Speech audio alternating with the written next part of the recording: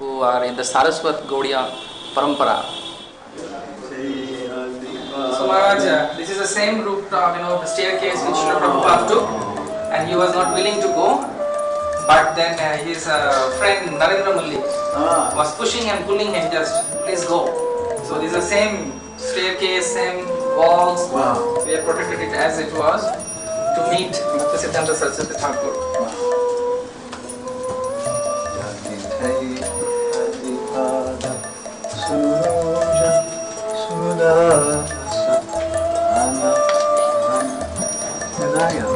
We can go this side. His room is this side. Left side.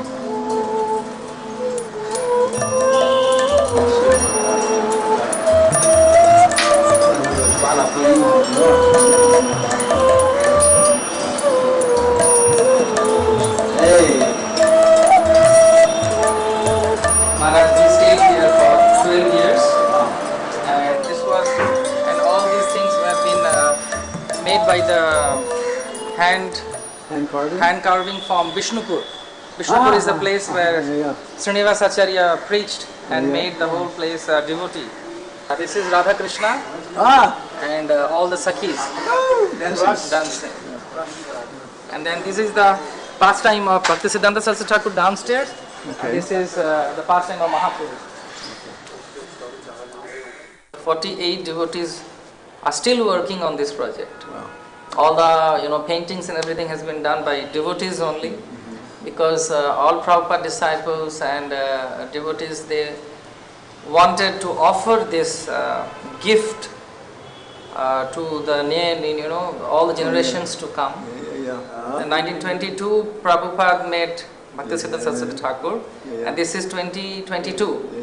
It is just after 100 years. On 21st February this year, on the Vyas Puja day of Bhaktisiddhanta Saraswati Thakur, we offered this to the whole world who are seeking spiritual knowledge in Gaudiya Vaishnava Parampara.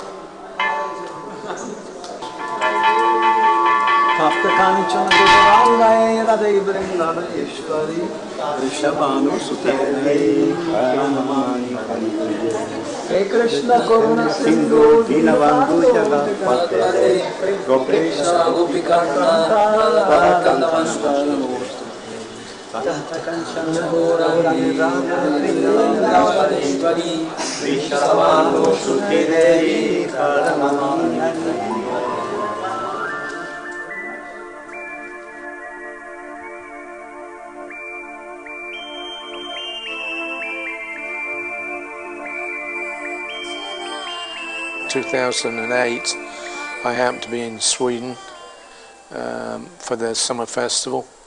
Ravindra Prabhu was there, and he introduced me to a devotee called Pranava Prabhu.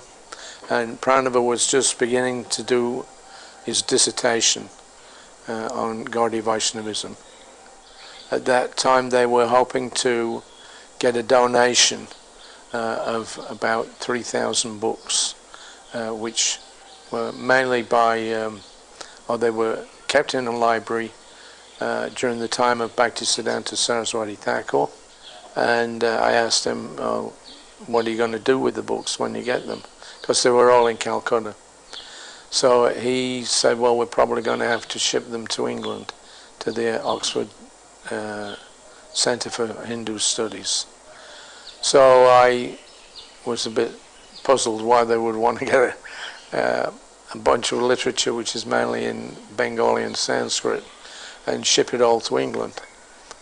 Why not, find a place in Calcutta? So I had something in mind. The year before, a gentleman called Mr. Madan Chand Shyam Sukh, he had donated a building in South Calcutta to ISKCON, and he had particularly asked that we start a library there. On June 29th, 2009, we officially opened that library. In the meantime, I was happy to find out that Prabhupada had suggested that we look for manuscripts, especially any works by Bhaktivinoda Thakur or Bhaktisiddhanta Saraswati Thakur. And our vision for the project right from the very beginning was that any scholar from any origin could come, they could study the books of Bhaktisiddhanta Saraswati, Bhaktivinoda Thakur, and going further back, we tried to collect as many items written by the 6 Goswamis as possible. So it was a very good academic facility. Devotees from Bombay and Pune, they helped to keep the project running. They have now gotten an affiliation with Bombay University and with also Pune. So we're very happy about that. That means that we are now running courses by which scholars, students can aim for getting their PhD in Gaudiya Vaishnavism. Up to date, we've got about 18,000 works in the library now. It's been steadily growing. We hope that the manuscript preservation project will also continue to grow. There is a letter from Prabhupada in 1972 where he instructs his disciples to photograph every work that's in that library. For me personally, it was a very inspiring project. I really felt the hand of Krishna, pushing us along, making arrangements for us to get the building, to get the money, to get the books, to get the staff.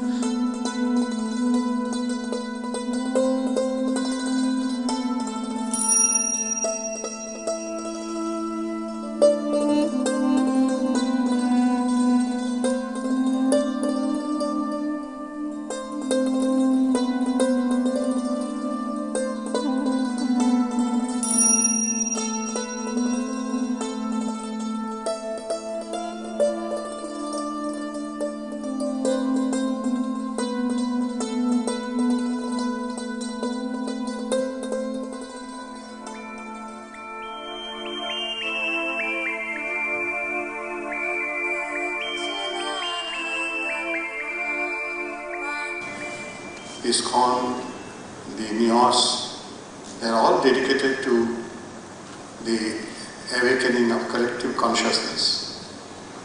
And whether it is Latin America, Europe, or India,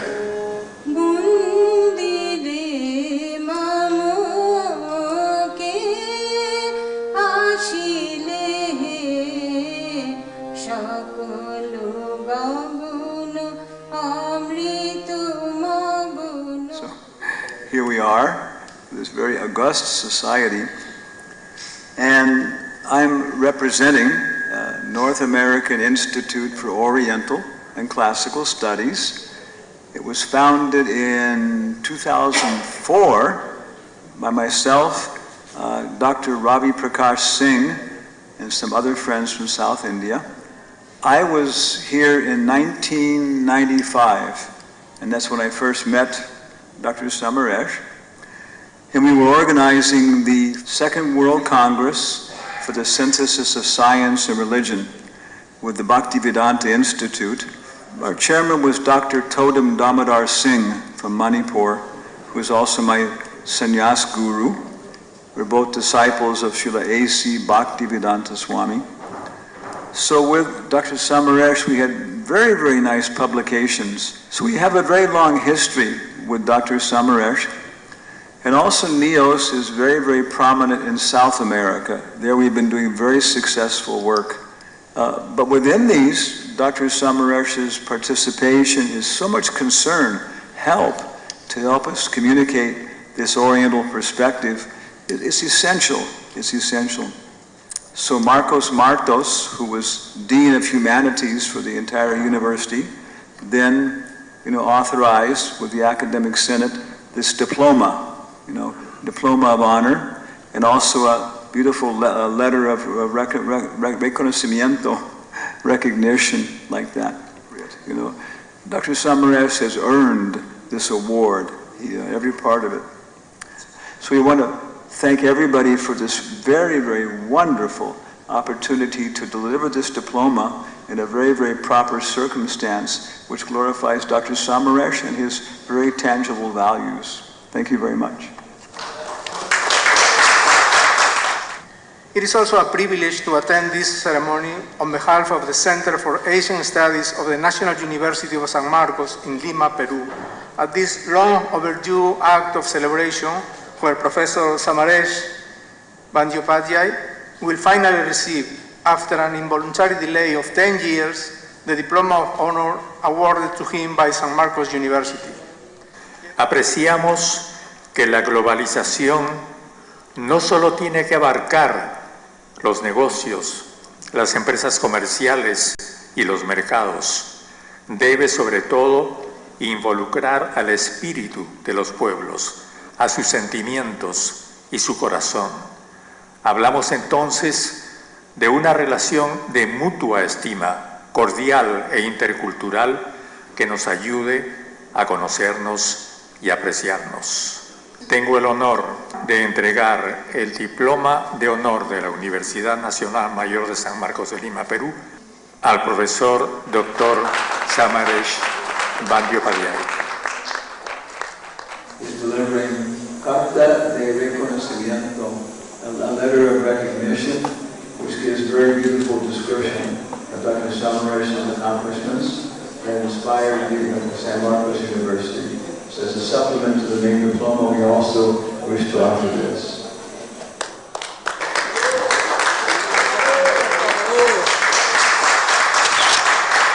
Lovers of all Indian culture, tradition and heritage, genuine lovers of India. It is not that you are appreciating me, it is not that you are admiring me, you are admiring Indian culture in fact, to the study of which I tried in my own humble way to dedicate my life. And with the best wishes and blessings of you all, let us proceed to get as much blessings as we can have by our work is worship. Thank you all.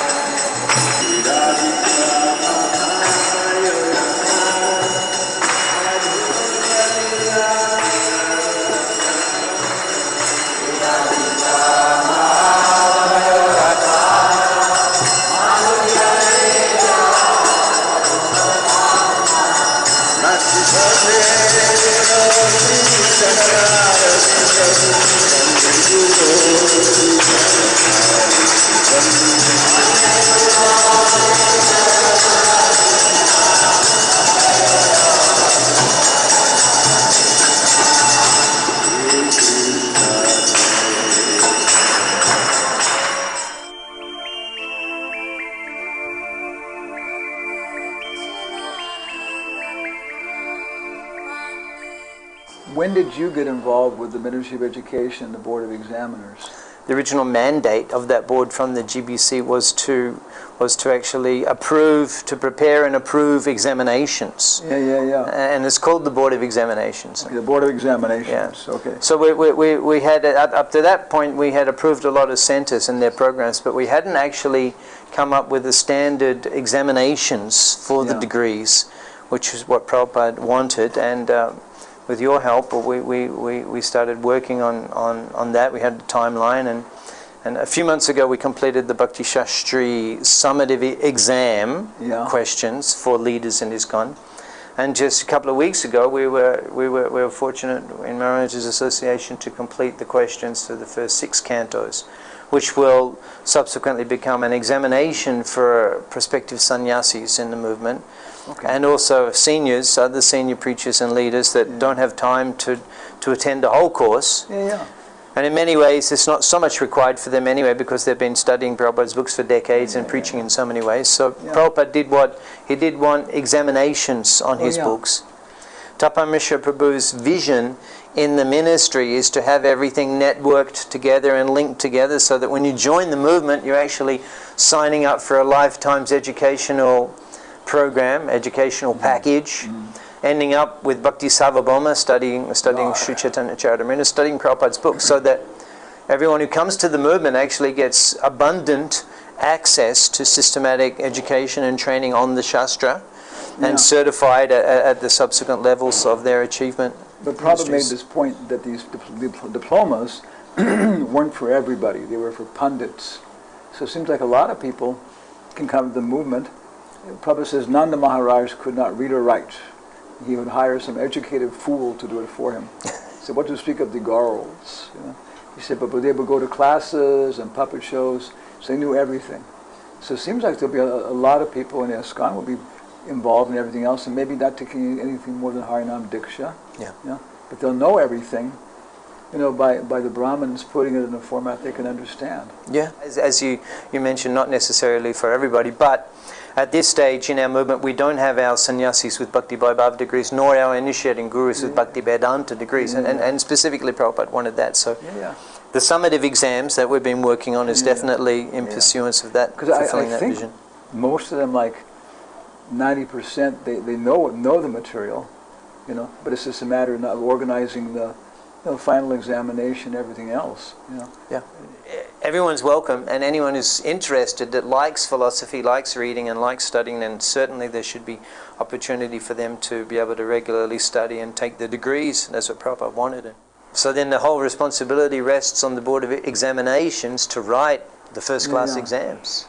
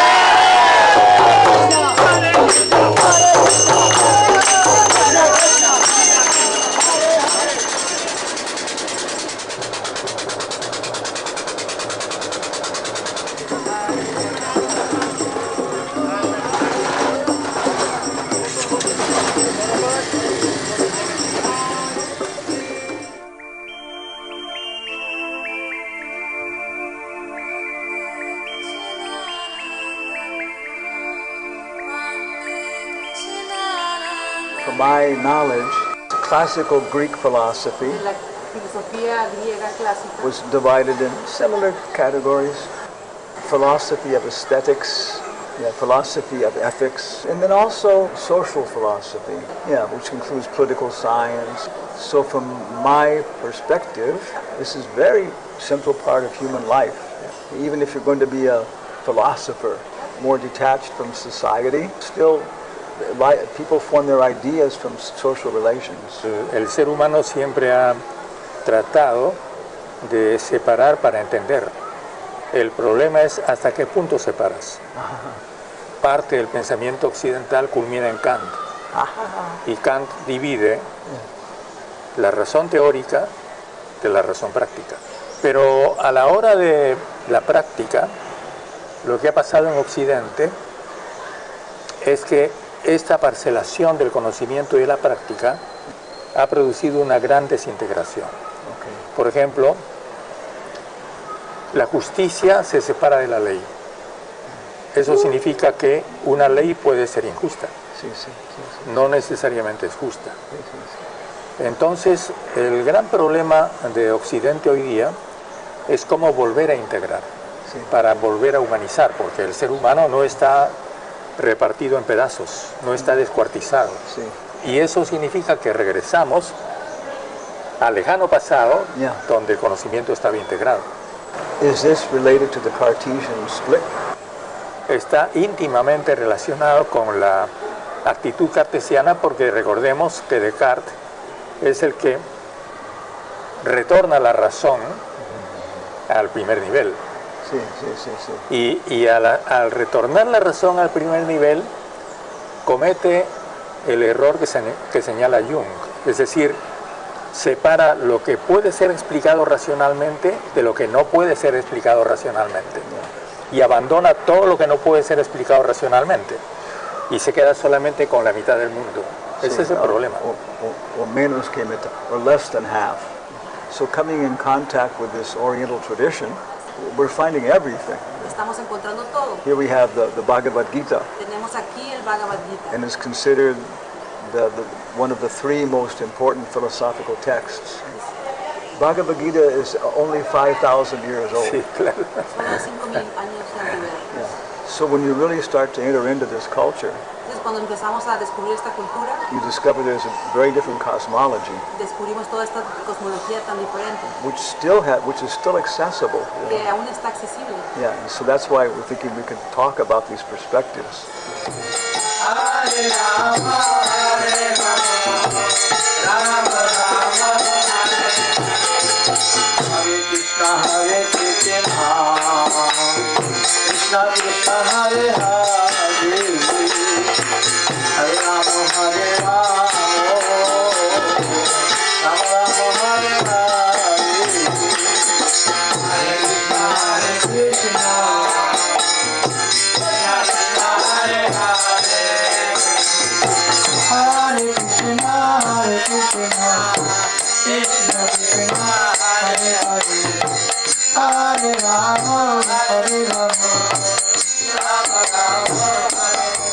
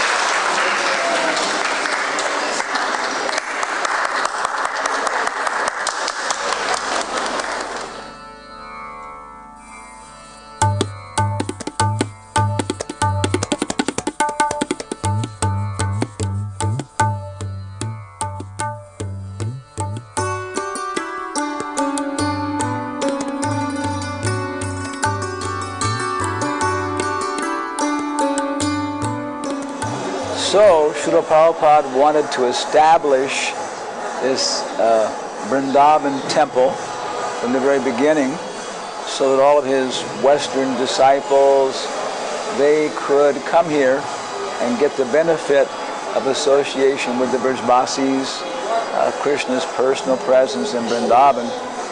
So in establishing the temple, it wasn't just making a building, it was establishing our relationship with the community, with Brajbasis. And they're a very, very unusual group.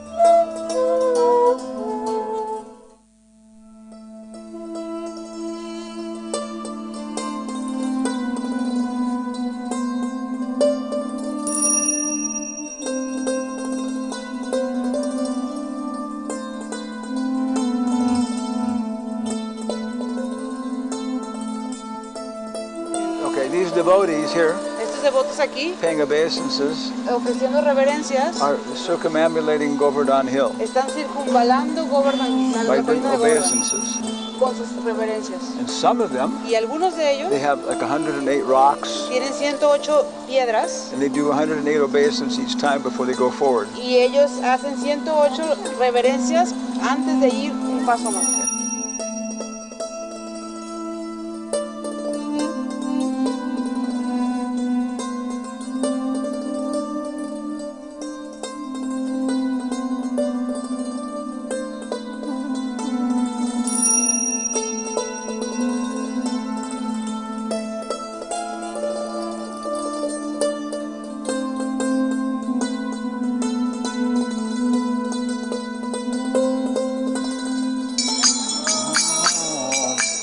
Vishnupadaya Krishna Prastaya Bhutale Srimati Bhakti Vedanta Ameneti Namine.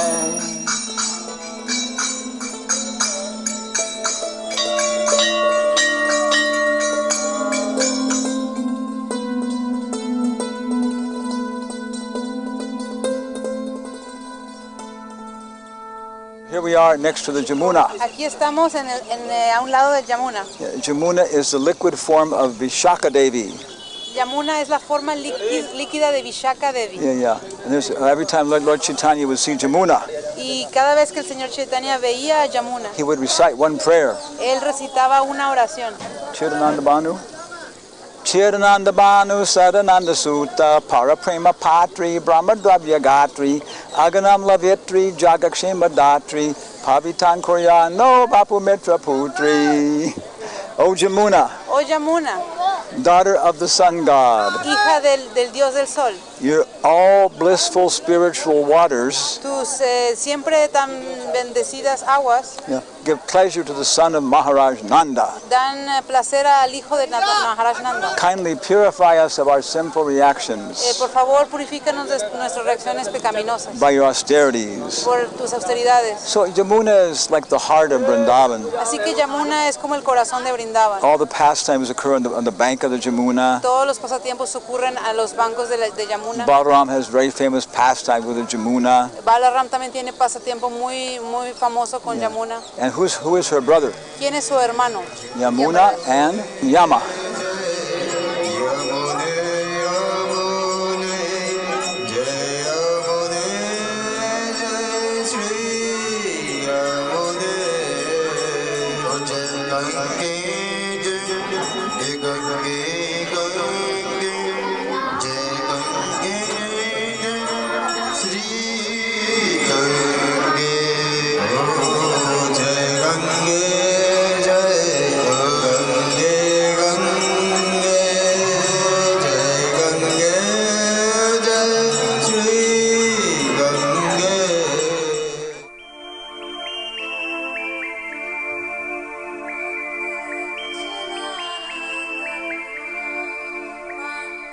age is 100 to 100 years to 250 years. These manuscripts are treated, then you transfer them? This is acid-free board. Okay. This is acid-free paper. Wow. And inside that, Original document. there is the document. We have 12,000 printed books or the magazines in our library in Hindi, English, Bengali, Sanskrit, and some is Urdu. This is one book. This is Srimad Bhagavatam. Oh! First, I am telling about the connection of my great-grandfather, Sarvabhaum Madhusudan Goswami, and Srila Bhakti Siddhanta Saraswati. Actually, my great-grandfather, Sarvabhaum Madhusudan Goswami, he was the very close of Bhakti Vinod Thakur and Bhakti Siddhanta Saraswati. Focus on Jyotish. For some months, Sri Siddhanta Saraswati lived in Vrindavan at Radharaman Gira, studying books and absorbing the devotional culture and atmosphere. I am reading these diaries and try to find out the history and the biography of my great-grandfather. 7 September 1911. This is daily he writes the diaries. This is my connection for last 4 generations with Bhakti Vinod Thakur, Bhakti Siddhanta Saraswati, and my great-grandfather Sarvabhaum Madhusudan Goswami, and my grandfather Sri Krishna Chaitanya Goswami. In 1950, when the Prabhupada has run some medical pharmacy store in Allahabad, so my father and Prabhupada, he came to close there in Allahabad. Oh, this is Srila Prabhupada and my father. Oh. Yo estudié matemáticas. I study mathematics. Y enseñé casi por 20 años. And I teach mathematics for 20 years. Y pensé que la mejor manera de ayudar a las personas And I thought that the best way to help people era ayudarlos a razonar. is to help them to reason. Pero ahora But now, aprecio que más que la razón, I appreciate that more than reason, la esencia de la vida es el sentimiento. the essence of life is more like a feeling. Please tell us something about the deer figures on that chart. Yeah. The deer, the cerdid Oh, figures. this is something else. Vrindavan was also the forest, Yeah. and the Vrindavan is also, you can find out the deers. Oh, yeah. And Krishna was the very big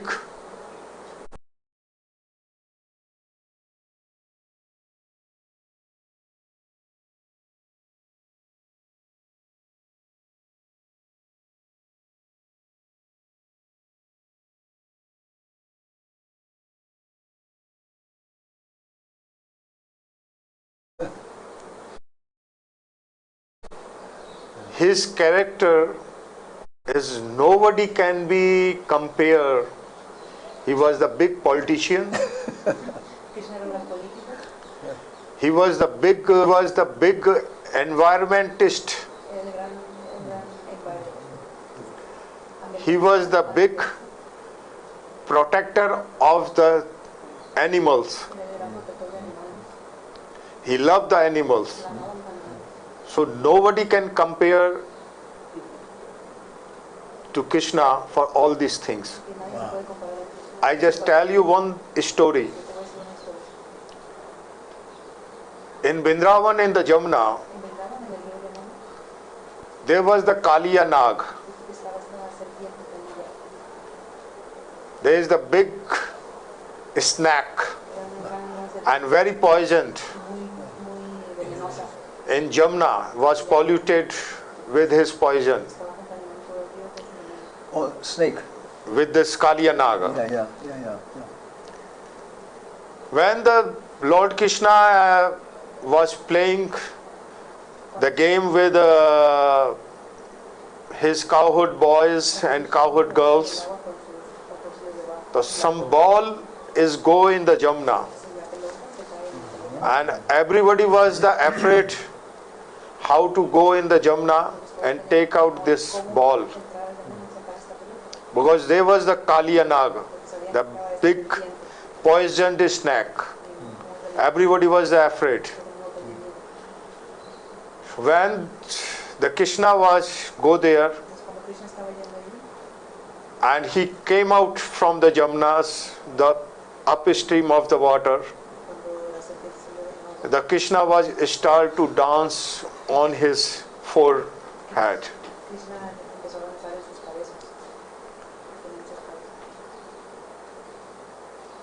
But he told to Kaliya Naga that you have to leave from this Jamna and the bridge, and you have to go out from this bridge and the Jamna. So then Kaliya and his wife asked to Krishna that Kaliya Nag will go out from Jamna. Then there is the Garuna. He will be catch the Kaliya and he will kill the Kaliya. So he cannot be live life. He will die him. The Garuna will die him. So Krishna told him that okay, he will not die you. He will not kill you.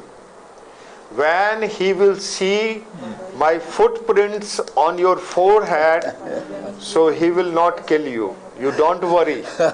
So Krishna, he has not killed the Kaliya snake, and he gives the protection that the Garun will not kill him, because he will see the forehead, on his forehead, the footprints of the Krishna, so he will not also kill him. So this is the story that Krishna was the big protector of all the animals. Even the bad animals. Este viaje para mí ha sido un tremendo descubrimiento. Has been a tremendous discovery. Yo he estado antes en la India, pero I have been before in India, creo que ustedes me han permitido ver algo que yo no había visto but you allow me to see something that I've never seen before en la India, in India. que es el corazón. That is to see the heart.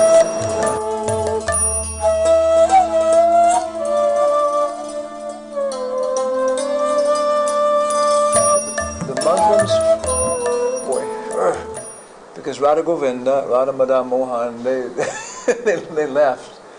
How did Radharaman stay when the Muslims were here? Our forefathers, they have kept Radharaman in a secret place, because the Radharaman was the very small deity. Oh. So we have keep in a very secret place. Yes.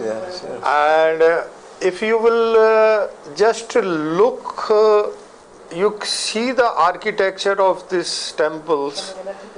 The temple is in the middle, and the surrounding is the house of the Goswamis. Yeah. So that they have their design that time, that architecture, for the protection of the deity and for the protection of the temple, and there is the surrounding of the houses and the boundary wall and the main gates to the temples, so nobody can be easily enter in that premises. Thank you. Yeah. Oh, wow.